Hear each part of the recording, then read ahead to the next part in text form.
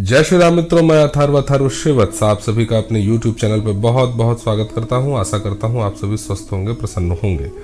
मित्रों, चैत्र नवरात्र आ रही है और इस पे मेरी एक वीडियो ऑलरेडी आ चुकी है। अगर आप देखना चाहें तो बिल्कुल देख सकते हैं, जिसमें मैंने ये बताया है कि चैत्र नवरात्रि का आरंभ कब से है, क्या विशेष सावधानियां रखनी है, कलश स्थापना का शुभ मुहूर्त क्या है, किस दिन किस प्रकार की उपासना होगी इत्यादि। बहुत अच्छा विषय है, बहुत अच्छी वीडियो है। आपके सहयोग की आवश्यकता है, ज़रूर देखिएगा। मित्रों, मेरी आज की जो वीडियो है वो इस विषय पे है। कुछ लोगों के फ़ोन आए थे मेरे पास, कुछ जो उपासक हैं उनसे मेरी वार्ता होती रहती है। तो उन्होंने कहा कि महाराज जी, ये दुर्गा सप्तशती के पाठ करने का सही तरीका क्या है जिससे मैक्सिमम बेनिफिट हो सके। एक बात। दूसरी बात यह है कि क्या दुर्गा सप्तशती नवरात्र के अतिरिक्त भी अगर कोई रोज पाठ करना चाहे तो हो सकता है। इसी पे मेरी आज की वीडियो है। आशा करता हूँ वीडियो आप लोगों को बहुत अच्छी लगेगी, बहुत पसंद आएगी। जरा सी भी रुचिकर प्रतीत हो तो इस वीडियो को लाइक करना बिल्कुल मत भूलिएगा। साथ ही अगर चैनल पर पहली बार आए हैं तो चैनल को सब्सक्राइब जरूर कीजिए। आपके सहयोग की अत्यंत आवश्यकता है। तो चलिए आरंभ करते हैं आज का वीडियो। मित्रों, दुर्गा सप्तशती ये सिर्फ एक पुस्तक नहीं है, ये तंत्र शास्त्र का सिरमौर है। दुर्गा सप्तशती का एक एक जो शब्द है ना, एक एक शब्द अत्यंत ही शक्तिशाली है, अत्यंत शक्तिशाली है। और इसकी शक्ति का अंदाजा आप ऐसे लगाइए कि अगर दुर्गा सप्तशती का ढंग से पाठ होने लगे तो कल्प वृक्ष, आपने नाम सुना होगा, समुद्र मंथन के उपरांत कल्प वृक्ष निकलता है। कल्प वृक्ष जिस प्रकार सभी इच्छाओं की पूर्ति करने वाला है, दुर्गा सप्तशती भी वही है। आप जानते हैं, क्षिति, जल, पावक, गगन और समीर, इनसे जो हमारा जो शरीर है इसका निर्माण होता है। और तंत्र में, हमारे शास्त्रों में कहा गया है, इनकी उपासना अत्यंत आवश्यक है। इनकी जो प्राण शक्ति है, जो ये जो पांचों तत्व हैं, इनकी जो शक्ति है वो जगदम्बा है। इसलिए जगदम्बा की उपासना अत्यंत ही आवश्यक है। नित्य प्रति जगदम्बा की उपासना अत्यंत आवश्यक है। आपके जीवन में किसी भी प्रकार का कोई भी संकट हो, कुछ भी हो, आपको मोक्ष चाहिए, मोक्ष मिलेगा। आपको इस जगत में आपकी जो भी इच्छाएं हो, संपूर्ण इच्छा सिर्फ दुर्गा की आराधना से पूर्ण हो सकती है। माता के विभिन्न प्रकार के रूप हैं। अगर आप चाहें तो अपनी इच्छा अनुसार अपना जो भी आपका अभिष्ट है उसके अनुरूप भी उनकी साधना, आराधना, उपासना इत्यादि कर्म हो सकते हैं। इतना शक्तिशाली है। और दुर्गा सप्तशती में हर चीज दी हुई है।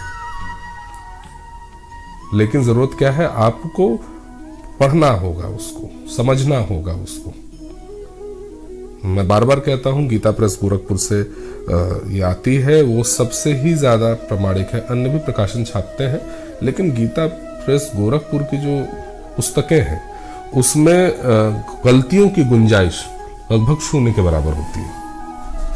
एक बात। दूसरी बात यह है कि गीता प्रेस गोरखपुर सनातन धर्म के लिए इसने बहुत काम किया, आप अंदाजा भी नहीं लगा सकते। खैर, विषयांतर हो जाएगा। तो दुर्गा सप्तशती गीता प्रेस गोरखपुर की खरीदिए, उसको पढ़ना आरंभ कीजिए। उसमें एक एक चीज दी हुई है। कलश स्थापना किस प्रकार होगी, किस प्रकार से आपको आरंभ करना है, गणपति आराधना इत्यादि करना है, ये सब कुछ दिया हुआ है विस्तार में। उसको देखिए, जरूर पढ़िए, समझने का प्रयास कीजिए। संस्कृत नहीं समझ में आ रहा है, पहले हिंदी अर्थ देखिए। हिंदी अर्थ से आपका दिमाग काम करने लगेगा। एक बार, दो बार, तीन बार पढ़ेंगे, सारी चीजें स्पष्ट हो जाएंगी। ये उन जातकों के लिए है, ये उन साधकों के लिए है जो अकेले हैं, महानगर में रह रहे हैं। उनको पंडित जी इत्यादि को बुलाने का समय नहीं है। अगर योग्य ब्राह्मण आसपास उपस्थित हैं, पंडित जी उपस्थित हैं, तो कोशिश कीजिए उनको बुलाइए। घट स्थापना इत्यादि उनसे ही ये कार्य करवाइए। पारिश्रमिक मिलेगा। उनका भी घर, चूल्हा चौका इसी से होता है।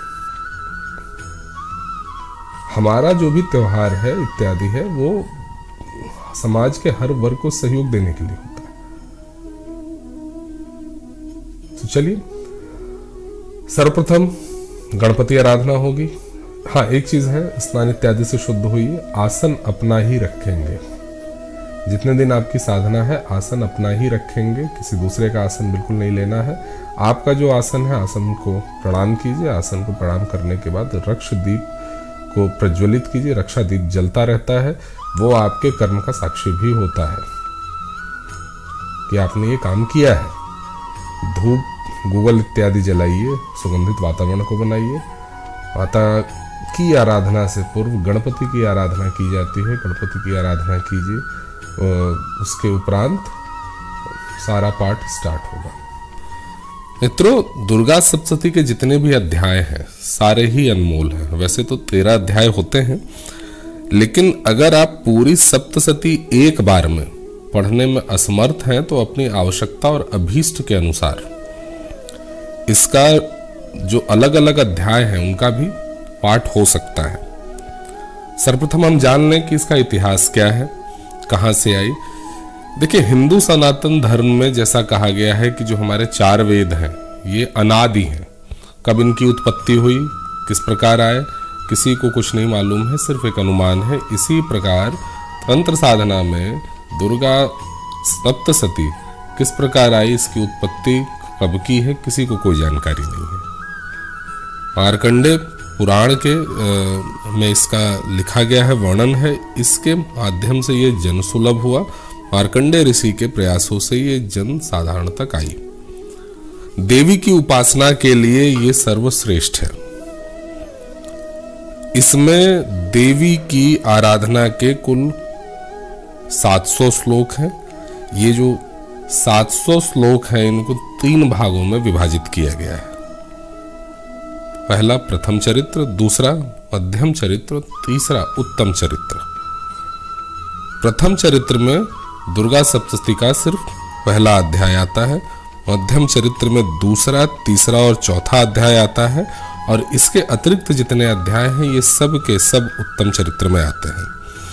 ये जो 700 श्लोक हैं ये सारे ही तंत्र के श्लोक हैं। मैंने पहले कहा ना कि इसके एक एक शब्द जो हैं वो, मतलब अब मैं क्या बताऊं, इतने ज्यादा पावरफुल हैं कि अगर आप जान जाए किस प्रकार से इनका उपयोग होगा तो दुनिया में कोई चीज आपके लिए असंभव नहीं है।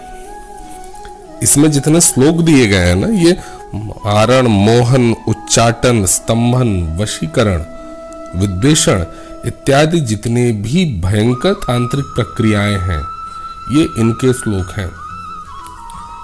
लेकिन जब तक आप ये नहीं जान पाएंगे कि इनका किस प्रकार से उपयोग किया जाएगा, किस प्रकार से ये प्रयोग में आएंगे, तब तक आप कुछ नहीं कर पाएंगे। और हम यहाँ ये बिल्कुल नहीं बताने वाले हैं किस प्रकार से आपको इसको यूज में लेना है। सिर्फ देवी की आराधना और भक्ति को प्राप्त करने के लिए, अपनी छोटी छोटी इच्छाओं की पूर्ति करने के लिए ही देवी आराधना कीजिए। इसीलिए कहा जाता है कि ये सब जो भी है पाठ आरंभ करिए, आपकी इच्छा है करने की कीजिए, किसी श्रेष्ठ विद्वान के संरक्षण में ही आरंभ कीजिएगा। इनके श्लोकों का उपयोग न तंत्र सिद्धि में भी हो सकता है। मैं आगे आपको बताऊंगा कि पहले अध्याय से क्या होता है, दूसरे अध्याय से क्या होता है, किस प्रकार के फल प्राप्त होते हैं। आपका जो भी अभिष्ट है सब पूरा होगा। पहले अध्याय का जो पाठ है उससे अगर नित्य प्रति उसका पाठ होने लगे तो चिंता, शत्रु भय, शत्रु बाधा समाप्त होती है। किसी प्रकार की चिंता है आपको, बहुत आप चिंतित रहते हैं, मतलब भविष्य को लेके, वर्तमान को लेके बहुत चिंताग्रस्त हैं, पुत्र और पुत्रियों की शिक्षा के लिए, पुत्री के विवाह के लिए, किसी भी प्रकार की कोई चिंता हो, पहले अध्याय का पाठ आरंभ कीजिए। इससे ये चिंता समाप्त होती है।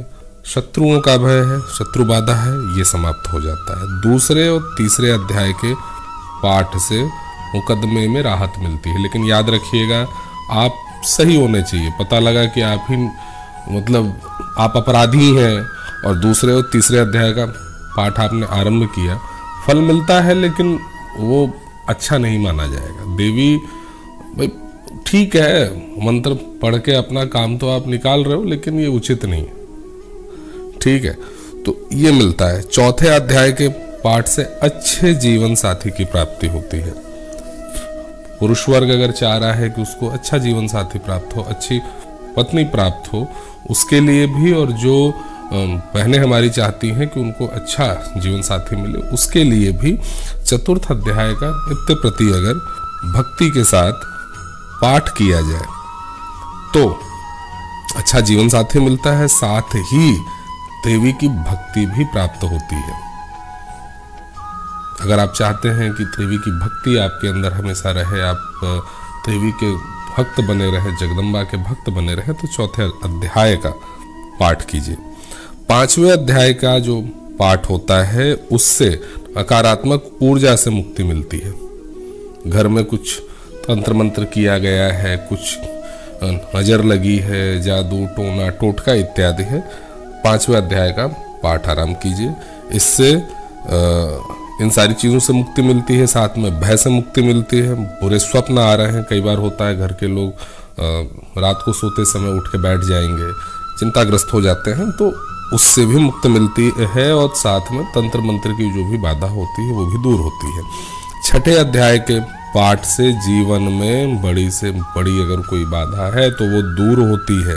जीवन में कोई आकस्मिक संकट आ गया है, नौकरी पे, आजीविका पे, जीवन पे किसी भी प्रकार का आकस्मिक संकट है, उसमें आप छठे अध्याय का पाठ करके देखिए, इमीडिएट रिलीफ मिलेगा।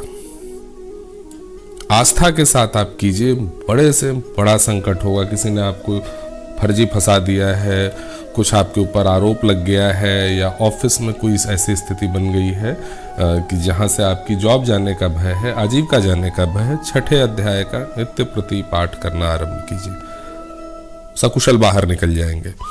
सातवें अध्याय का पाठ करने पर गुप्त कामनाओं की पूर्ति होती है। किसी प्रकार की आपकी हिडन डिजायर है,